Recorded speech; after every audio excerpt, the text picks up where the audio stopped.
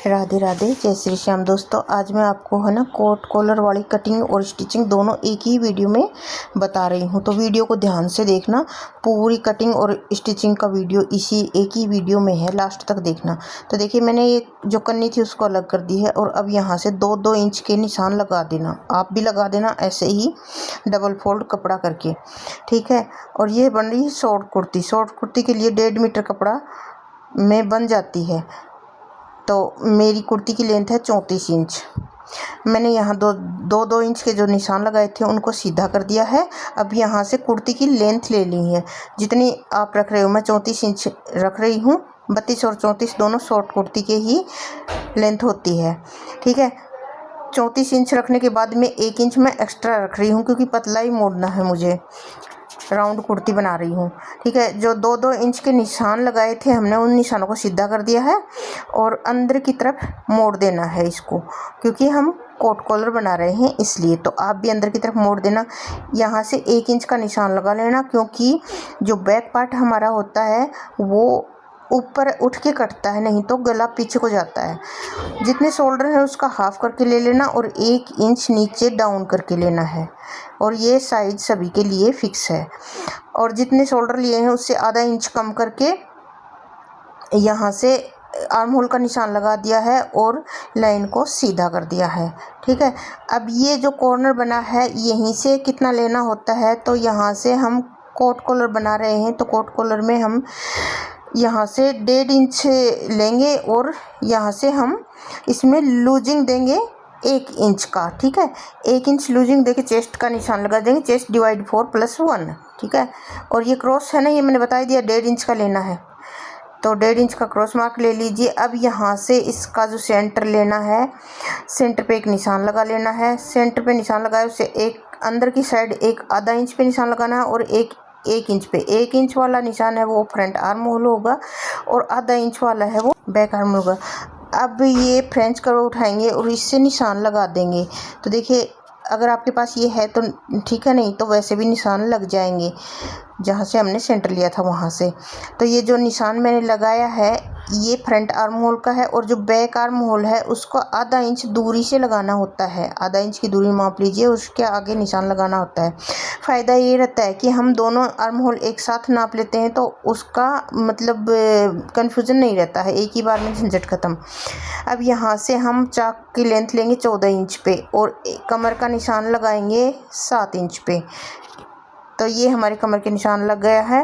अब यहाँ से जितने ऊपर से हमने लिया था ना चेस्ट डिवाइड 4, उससे 1 इंच कम करके ले लेना, सबके एकदम फिक्स कुर्ती बनेगी ये।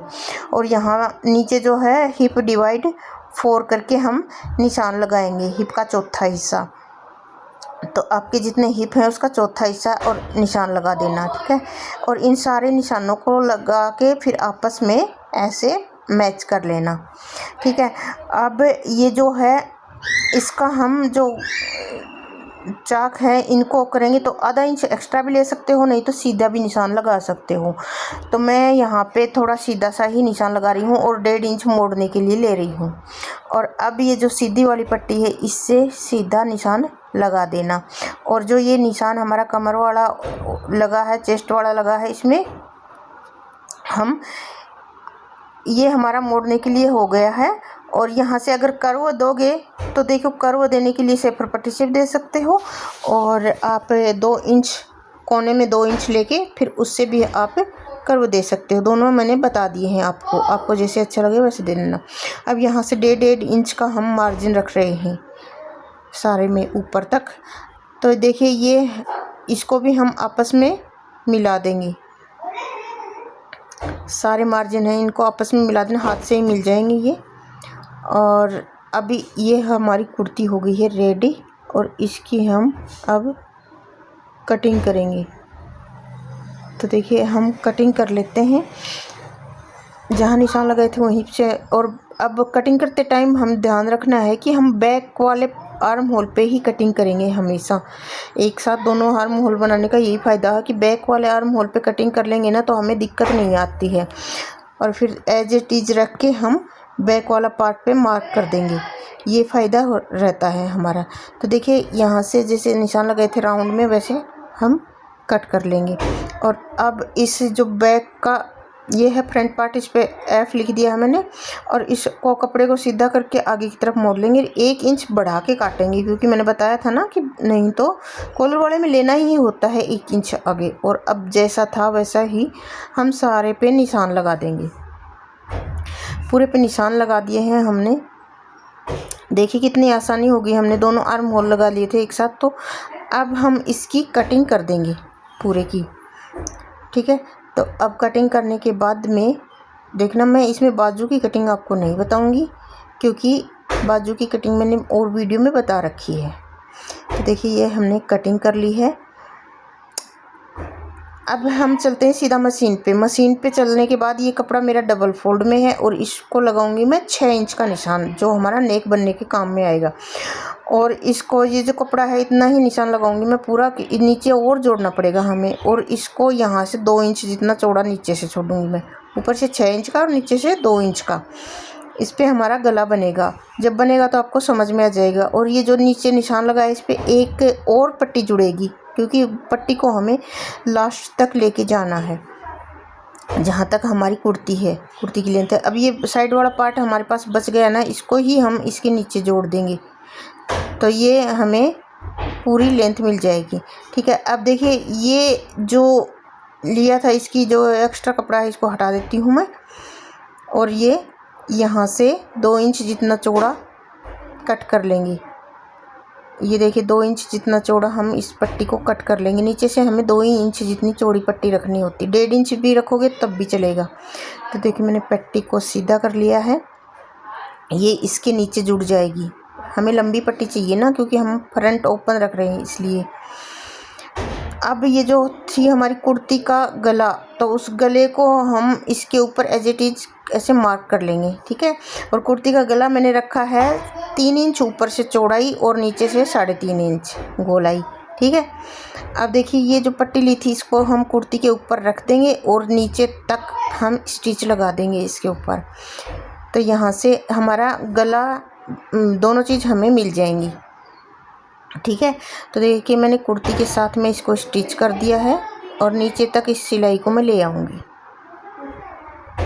आप भी ऐसे ही साथ साथ में करोगे तो आपको भी बहुत ही अच्छी फिनिशिंग से कुर्ती रेडी हो जाएगी। इसका फाइनल लुक मैं आपको दिखाऊंगी इसी वीडियो के लास्ट में। तो देखिए ये मैंने पूरी कुर्ती में स्टिच लगा दी है, ठीक है। अब इसको पलट के सीधा कर लेंगे। छोटे छोटे जो राउंड आए थे ना, वहाँ पे छोटे छोटे कट लगा देंगे और इसको पलट के हम सीधा कर लेंगे यहाँ से।